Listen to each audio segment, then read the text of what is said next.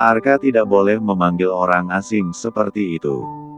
Aina nampak kesal saat putranya memanggil pria tak dikenal sebagai papa. Baginya cukup selama ini ia merepotkan Marcel yang dengan sukarela dianggap ayah oleh putranya. Biarkan dia, aku juga tidak masalah. Arhan menarik Arka ke atas pangkuannya. Dia bisa memanggil Marcel dengan sebutan Baba, kenapa tidak denganku? Tidak perlu memarahinya, anak kecil seperti ini belum mengerti apa-apa. Dengan pipi cemberut, Arka menyembunyikan wajahnya di dada Arhan, memeluk pria tinggi itu dengan tangan mungilnya. Mungkin karena sejak kecil ia tidak tahu siapa ayahnya, jadi ia selalu bahagia setiap kali diperhatikan dengan pria dewasa, baik itu Arhan ataupun Marcel. Aina tiba-tiba merasa bersalah karena menegur putranya. Ia ingin mengambil alih Arka di atas pangkuan Arhan, tetapi saat melihat Arka seolah tak ingin lepas, akhirnya ia mengurungkan niatnya. Pesanan Anda akan segera diantar, tunggu sebentar. Pandangan Arhan terus mengikuti Aina hingga menghilang dari balik pintu dapur. Kedua tangannya terus mengusap-usap punggung Arka yang terlihat bad mood setelah dimarahi ibunya. Han, apa dia menangis? Arhan menggeleng pelan seraya terus mengusap punggung bocah kecil itu. Dari jarak yang begitu dekat, Arhan bisa melihat beberapa luka gatal bekas gigitan serangga di betis putranya. Hatinya terasa begitu nyeri saat membayangkan kehidupan yang serba kekurangan yang dijalani putra sejak terlahir ke dunia. Saat Arhan tidur di kasur yang empuk dengan fasilitas bintang 5, Arka hanya tidur di bilik sempit, kasur busa yang keras dan digigiti nyamuk. Bocah kecil itu juga tidak menikmati perkembangan teknologi. Sebelum sampai ke tempat ini, Arhan berpikir dirinya gagal menjadi seorang suami, tetapi ternyata ia juga gagal menjadi seorang ayah. Ia tidak menemani masa mengidam Aina dan yang paling ia sesali kenapa takdir juga membuatnya tak bisa menemani tumbuh kembang Arka hingga 2,5 tahun usianya. Han, kau baik-baik saja. Arhan tak bergeming dan memilih terus fokus kepada Arka. 10 menit kemudian, Aina dibantu Marcel membawa nampan dan minuman ke depan. Namun, saat sampai hanya ada Alvin di sana, sementara Arhan dan Arka sudah tidak ada. Anak saya mana? Dibawa Arhan ke penginapan. Dia terlihat sedih sekali karena dimarahi bubunya tadi, jawab Alvin lalu meraih teh hangat pesanannya. Sementara Marcel langsung menoleh menatap Aina. Kamu memarahi Arka? Aina menggeleng pelan. Aku hanya melarangnya dan dia langsung ngambek. Marcel meletakkan keras saus tiram di atas meja beserta nasi hangat. Setelah selesai ia menarik tangan Aina pergi ke belakang. Ia menuntun wanita itu duduk di kursi teras belakang. Sebenarnya kenapa? Arka. Diami memanggil pria itu dengan sebutan papa. Ya aku tidak enak saja, dia sudah sangat merepotkan kamu selama ini. Jangan sampai dia merepotkan orang lain lagi. Ayahnya sudah meninggal dunia, dan jangan karena itu Arka mengemis perhatian dari semua orang. Nia. Marcel mengusap wajahnya dengan kasar lalu kembali menatap Aina. Kamu harus tahu, jika Arka itu masih kecil, dia tidak tahu dan tidak harus tahu tentang kondisi keluarganya. Dia berhak melakukan apapun yang dia mau. Jangan membatasinya. Kamu bilang apa tadi? Merepotkan. Arka tidak pernah merepotkan siapapun, dia hanya mencoba bahagia dengan caranya sendiri.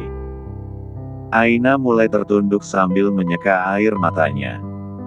Dia sangat menyesal karena sempat membentak putranya tadi, ia tidak sadar melakukan hal itu. Ucapan Marcel saat ini pun seolah menghantam perasaannya. Aku akan menjemput Arka sekarang. Tidak, biar aku saja. Aina menyeka air matanya lalu kembali menatap Marcel. Dia malah akan berpikir aku benar-benar marah kalau kamu yang ke depan menjemputnya, tunggu saja di sini. Baiklah, pergilah. Untung Arhan pengertian dengan anak-anak. Cepat ya, kau harus mengantarku ke pelabuhan setelah ini. Iya. Pandangan Marcel terus mengikuti Aina yang berjalan ke arah penginapan di depan sana. Hufet, apa tadi aku terlalu kasar dengan Nia? Sesampainya di penginapan, Aina menghampiri Bu Meli yang sedang duduk di beranda depan bersama tamu-tamunya. Bu, apa tadi Tuan Arhan membawa Arka kemari? Oh iya, sepertinya di kamar Arhan, langsung masuk saja, kamarnya nomor 102. Baik, terima kasih. Saya permisi ke dalam dulu ya semuanya. Aina bergegas masuk ke dalam penginapan, menyusuri koridor hingga akhirnya sampai di depan kamar yang ia cari. Tok, tok, tok. Arka, ini Bubu datang. Sesaat setelah selesai dengan ucapannya, pintu kamar itu terbuka. Aina salah tingkah sendiri ketika melihat Arhan yang membuka pintu dengan raut wajah datar dan cenderung dingin. Saya kemari ingin menjemput Arka. Dia di dalam, masuklah. Arhan membuka pintu lebih lebar agar Aina bisa masuk. Dari jarak beberapa meter, Aina bisa melihat putra kecilnya sedang duduk di tepi ranjang sambil menikmati sebatang coklat. Perlahan ia melangkah masuk menghampiri putranya. Arka, sayang. Aina berlutut di hadapan putranya. Bubu minta maaf. Arka, boleh kok memanggil Om Arhan Papa, Bubu tadi cuma kaget. Alka, tidak malah Bubu. Kata Papa Bubu tidak malah, cuma lagi keyiyipan aja, makanya mata Bubu melotot. Aina mengalihkan pandangannya menatap Arhan. Aku hanya tidak mau dia sedih. Ucap Arhan saat menyadari Aina sedang menatapnya. Perlahan Aina menggedong Arka berjalan menghampiri Arhan yang saat ini sedang berdiri di ambang pintu. Terima kasih karena sudah menenangkan Arka. Anda tidak ingin kembali ke depan? Saya masak kerangnya lumayan banyak tadi, Tuan Alvin tidak akan bisa menghabiskannya. Tadinya Arhan sedikit kesal saat melihat sikap Aina kepada Arka, tetapi ketika melihatnya begitu menyesal, ia mengerti jika Aina hanya ingin melindungi anaknya. Tentu, aku akan kembali ke sana. Ada nenek di warung, sebentar lagi saya dan Arka akan mengantar Marcel ke pelabuhan sebentar.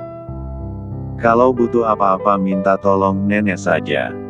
Kamu tidak kesal lagi kepadaku? Tanya Arhan saat mendengar tutur katanya kata Aina yang mulai lembut. Aina mengeleng pelan. Saya akan melupakan kejadian di dermaga pagi tadi dan Ma. Kamu tidak boleh melupakan kejadian tadi, karena itu bukan yang terakhir. Arhan mendekati Aina, lagi-lagi ia menyentuh dahi wanita itu dengan ujung jari telunjuknya. Di sini simpan kejadian itu di ingatanmu. Aku tidak bercanda saat mengatakan jika aku menyukaimu. Tapi saya tidak ingin menyukai siapapun sekarang. Aku akan membuat kamu menyukaiku. Situasi kembali hening, hanya Arka yang terlihat kebingungan mendengar percakapan dua orang dewasa itu. Kenapa Anda menyukai saya? Tanya Aina pada akhirnya. Arhan tersenyum tipis sambil berpangku tangan. Karena kamu adalah dia. Dia? Siapa dia? Karena kamu adalah dia yang aku cintai, batin Arhan. Susah menjelaskannya. Sekarang aku ingin kembali ke warung, menikmati masakanmu, lagi. Hati-hati di jalan, cepatlah kembali. Ingatan jaga hati dan pandangan. Arhan menggusap pucuk kepala Arka lalu mengunci pintu. Ia melangkah pergi mendahului Aina dan Arka. Jangan lupa beli Minan Balu buat Alka ya, ucap Arka saat Marcel berpamitan kepadanya. Siap, bos kecil. Besok Baba akan pulang. Jangan buat Bubu tidak kesal ya. Marcel beralih menatap Aina yang berdiri di samping Arka. Nia, kau ingin sesuatu, mumpung aku ke kota. Tidak ada. Jangan boros, masuklah, nanti kapalnya keburu berangkat. Baiklah. Aku akan kembali besok sore. Marcel melambaikan tangannya lalu melangkah cepat menuju kapal. Hari ini Marcel pergi ke pusat kota untuk membeli alat-alat lukis yang ia butuhkan untuk menyelesaikan pesanan Arhan. Untungnya pelabuhan dan rumahnya tidak terlalu jauh, jadi Aina bisa mengantarnya sambil membonceng Arka yang sudah biasa dibawa kemana-mana dengan menggunakan kursi depan motor yang sudah dirakit sedemikian rupa agar tetap aman. Setelah memastikan Marcel masuk ke dalam kapal, Aina menggandeng putra kecilnya berjalan menuju parkiran. Hari semakin sore dan mereka harus segera pulang. Ada Nia, abis ngantarin Marcel ya? Tanya seorang ibu-ibu yang sedang duduk di pos bersama beberapa orang lainnya. Iya, Bu. Ini kami mau pulang, jawab Aina dengan ramah. Nia, apa benar, Arka ini anak haram? Tanya seorang ibu berdaster dengan tahi lalat di bibir atasnya. Kok nanya gitu? Tegur ibu lainnya. Aku kan cuma nanya, semenjak dia datang ke pulau ini kan kita belum pernah lihat suaminya.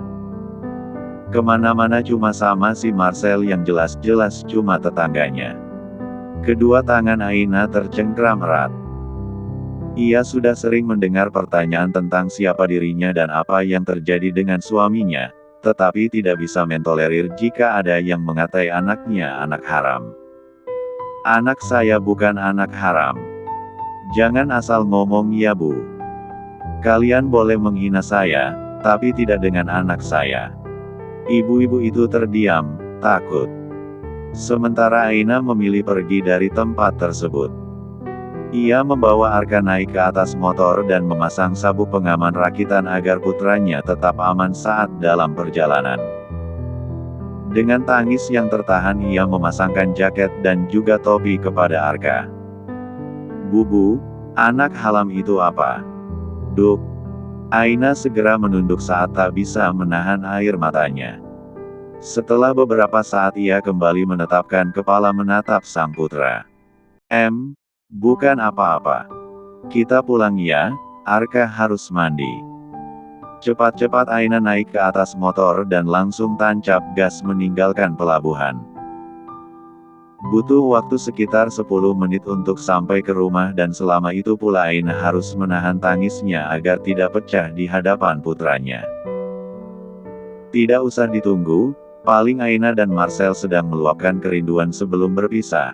Ucap Alvin ia saat ini sedang berdiri di antang pintu depan penginapan. Sejak tadi ia sudah bolak-balik dan Arhan belum juga meninggalkan tempat duduknya. Lebih baik kamu diam dan masuk saja sana, ucap Arhan seraya kembali melihat jam di pergelangan tangannya. Tak berselang lama senyum tipis terpancar di wajahnya saat melihat motor yang dikendarai oleh Aina berhenti di halaman warung. Akhirnya datang juga yang ditunggu oleh Kanda, sahut Alvin. Ia juga ikut memandangi Aina dari kejauhan. Itu Aina mau kemana? Dahi Alvin mengerut bingung saat melihat Aina menyerahkan Arka kepada nenek lalu berlari menuju pantai. Tanpa menunda waktu, Arhan beranjak pergi, menyusul Aina. Langkah demi langkah Aina tapaki hingga akhirnya ia sampai di bibir pantai. Ia tertunduk membiarkan kakinya tersapu ombak. Beberapa saat kemudian ia mulai terisak lirih, dengan kedua tangan tercengkram erat. Anak haram itu apa? Aina tak bisa mengontrol perasaannya saat kembali mengingat pertanyaan sang putra. Aku pikir tidak akan sakit, tapi ternyata sakit sekali, lirih Aina dengan suara bergetar. Nia, kamu kenapa? Cepat-cepat Aina menyeka air matanya saat mendengar suara pria yang ia kenali. Perlahan ia berbalik, seraya berusaha menguatkan diri. Saya ingin melihat sunset. Andai sendiri. Kedua mata Arhan memicing. Meski 3 tahun telah berlalu, ia masih sangat hafal gelagat Aina saat sedang menyembunyikan kesedihannya. Jangan berbohong, kamu sedang tidak baik-baik saja. Tidak, saya baik-baik saja kok, sangga Aina dengan suara bergetar. Berhentilah sok kuat, kamu tidak bisa membohongiku. Arhan menarik Aina ke dalam pelukannya. Dan di saat bersamaan tangis Aina meraung sejadi-jadinya. Kedua tangan Aina bergetar memeluk pinggang Arhan dengan erat. Ibu mana yang tidak hancur saat anaknya dikatai seperti tadi? Ia tidak bisa membayangkan jika kelak Arka besar dan orang-orang masih mengatainya anak haram. Katakan siapa yang membuat kamu seperti ini? Tanya Arhan dengan mata memerah marah. Aina mengeleng seraya mengeratkan pelukannya. Arhan menepuk-nepuk punggung Aina dengan lembut. Ia sudah pernah gagal melindungi Aina, dan kali ini ia tidak akan gagal lagi. Cukup 3 tahun yang terbuang sia-sia. Saat ini, dalam keadaan sedih, tertawa, bahagia, ia ingin selalu bersama istri dan anaknya. Selesaikan tangismu, sisanya tanggung jawabku. 3 tahun lalu, katanya ayah Arka meregang nyawa karena kecelakaan lalu lintas. Namun, sampai detik ini, saya hanya memiliki selembar fotonya dari nenek, tapi saya tidak ingat alasan kami menikah dan akhirnya memutuskan memiliki Arka. Aina kembali menatap Nanar ke arah lepas pantai dengan air mata yang tak kunjung reda mengalir dari sudut matanya. Ia duduk samping Arhan memeluk erat lututnya. Sementara Arhan hanya bisa mendengarkan, karena tujuannya menutupi semua fakta tentang Aina adalah karena hal ini. Sedikit demi sedikit ia bisa mendengar cerita-cerita Aina tentang perjalanan hidupnya selama 3 tahun belakangan. Rasanya aneh. Saya tidak mengingat bagaimana kami saling mencintai, tapi setiap tanggal 27 saya merasa sangat merindukannya. Saya yakin pernah begitu mencintainya. Setiap tanggal itu juga, saya selalu meminta dia datang ke dalam mimpi, tapi dia tidak pernah hadir. Dia benar-benar meninggalkan saya dan Arka seperti ini. Kepala Aina kembali tertunduk, ia kembali terisak-isak saat langit semakin menjingga di ujung mata. Hidup di atas ketidakmampuannya menerima keadaan secara penuh, nyatanya membuat ia kerap kali tidak bisa pura-pura kuat secara terus-menerus. Arhan menoleh menatap Aina yang sedang rapuh-rapuhnya. Rasanya ia ingin menyuarakan isi hatinya saat ini juga, tetapi ia sadar tugasnya belum selesai, masih ada hal yang harus ia ketahui dan ia yakin, jika sekarang ia jujur pun Aina tidak akan bisa menerima begitu saja. Karena perpisahan mereka jauh lebih panjang ketimbang kebersamaan mereka. Nia, jika saat ini suamimu ada di hadapanmu, apa yang ingin kamu katakan? Perlahan Aina menyeka air matanya lalu kembali menatap Arhan yang sedang menunggu jawaban darinya. Maksudnya, senyum tipis tergambar di wajah Arhan. Iya. Segera bangkit dari posisi duduknya, berlutut di hadapan Aina. Sekarang anggap saja aku suamimu yang bodoh itu. Coba, apa yang ingin kamu katakan padanya? Situasi hening sesaat. Aina menatap pria yang saat ini sedang berlutut di hadapannya. Ia merasa situasi ini begitu nyata hingga ia ingin meluapkan semua perasaannya. Kenapa meninggalkan aku seperti ini? Jika memang semesta menakdirkan kita berpisah selamanya, jangan hanya mengambil ingatanku, bahwa aku juga bersamamu. Dunia ini tidak adil, aku lelah tanpa kamu di sini.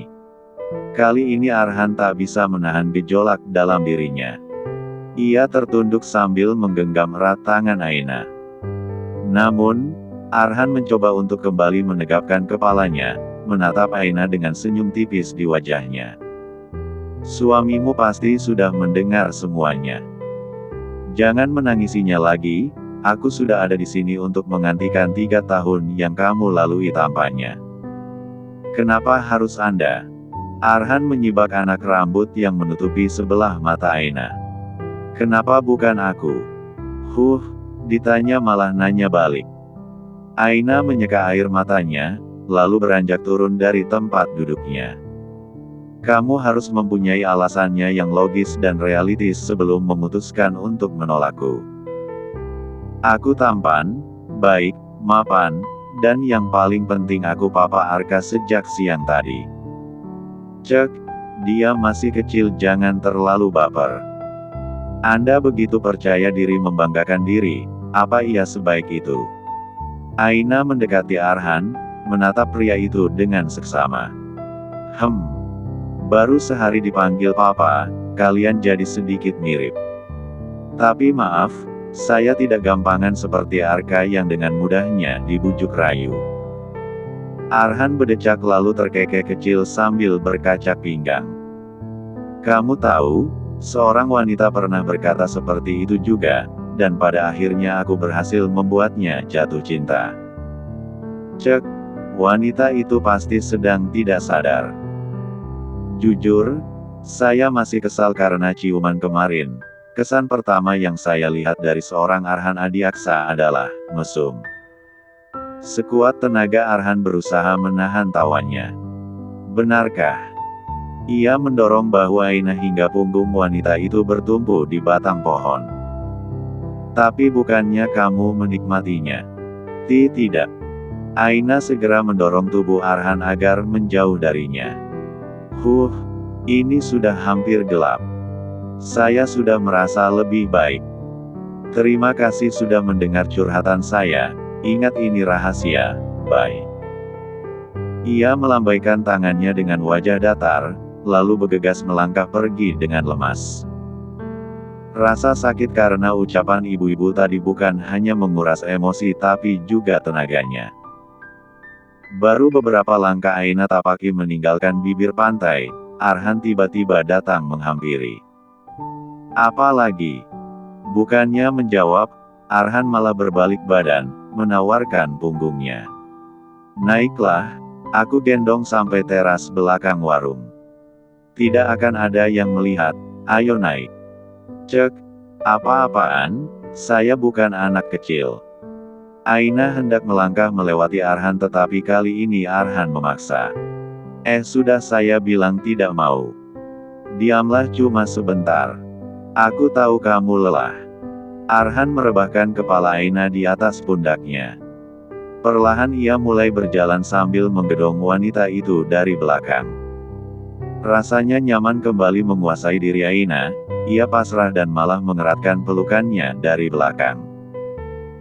Dengan jelas ia bisa menghirup harum tubuh Arhan yang begitu khas dan lagi-lagi semua terasa tidak asing.